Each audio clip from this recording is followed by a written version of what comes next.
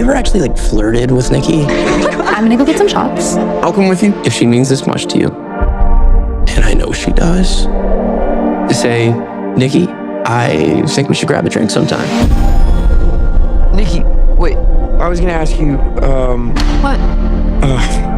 I lost my train of thought. Good night. What else? Why? One wish, Willow. You only get one wish. I wish Nikki Freeman loved me more than anyone in the entire world.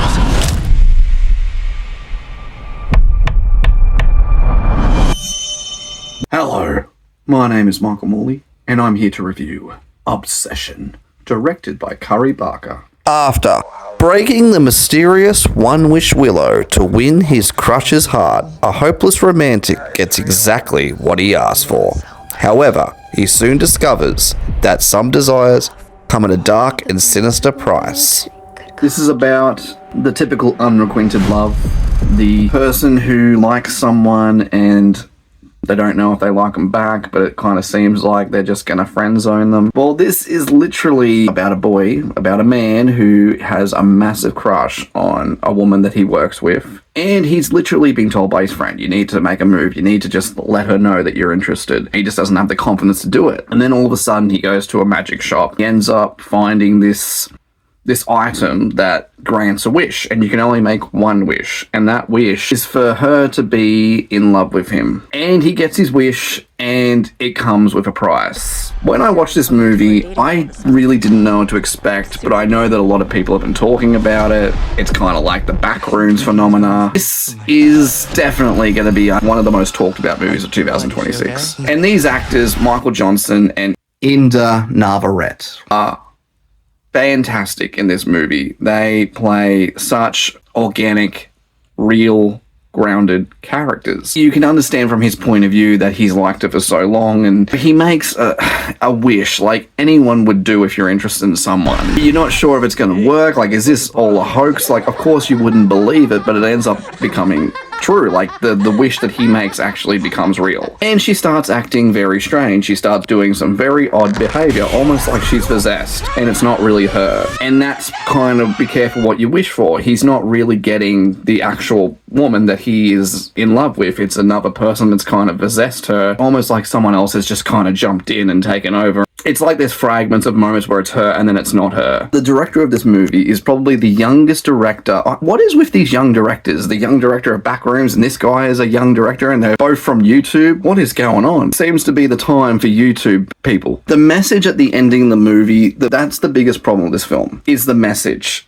Is the way it ends. Everyone makes mistakes, and not to mention, these two actually had a really good friendship. They actually really liked each other's company, and all he had to do was just communicate with her, talk to her, just tell her how he feels, and they would have been, even if she, wasn't interested and just wanted to be friends with him, they could have had a conversation. But instead, he had to make this wish. But the way it ends, the consequence is so drastic that I disagree with it. I don't think that he's a bad person. I just think he just made a simple mistake, and that was just by making a wish without even knowing if it was actually gonna come true. This movie really has a lot of shock value. Yes, shock value can work, but it also doesn't work. Sometimes I feel like it's a bit forced at times, especially the way it ended. You could have ended it on a much better note. I get the message. Don't force a relationship on someone that's not interested in you. But this is a learning curve. These characters are young. They're all young people. And when you're here on this world, you are here to learn. You're not here to know everything. You're going to make mistakes. The message is in this movie is if you force someone to fall in love with you, you are an asshole. Well, he's not an asshole. He's just young and naive. He was a good person. He treated her really well and they were really good friends. All they needed to do was just communicate with each other. The way it ended is what kind of bothered me this whole time, because this poor girl is going to go through absolute trauma for the rest of her life because of this event. The way it ends with him and her, it's not a good ending.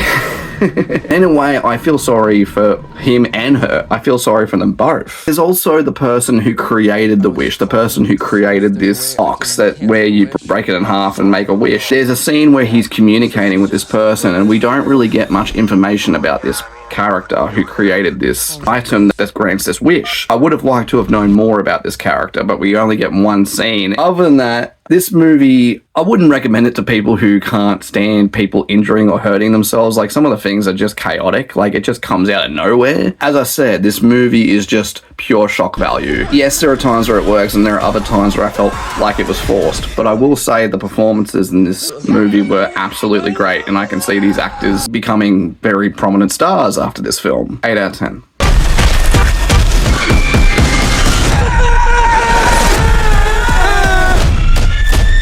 Nikki?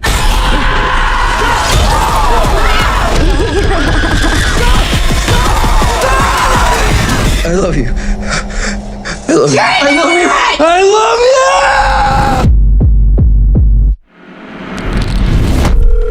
you! I was calling to see if there's a way I can cancel a wish. I'm sorry, we don't really do that. So she's just stuck like this forever? Well, yeah, I mean, as long as you live. As long as I live?